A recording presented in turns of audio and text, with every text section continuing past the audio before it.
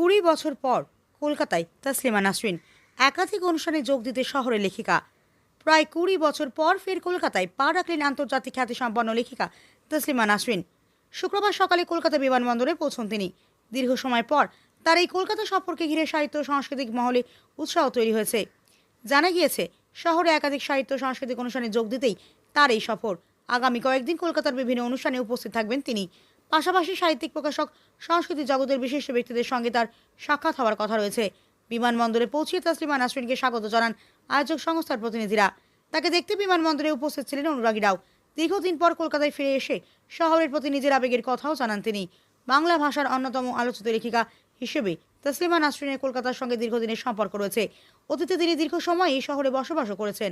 তবে নানা পরিস্থিতির কারণে দীর্ঘ 2 দশক কলকাতায় আসা হয়নি তার। এবারের সফরে সাহিত্য চর্চা, বই প্রকাশ এবং সাংস্কৃতিক বিনিময় নিয়ে একাধিক অনুষ্ঠানে বক্তব্য রাখবেন বলে জানা গিয়েছে।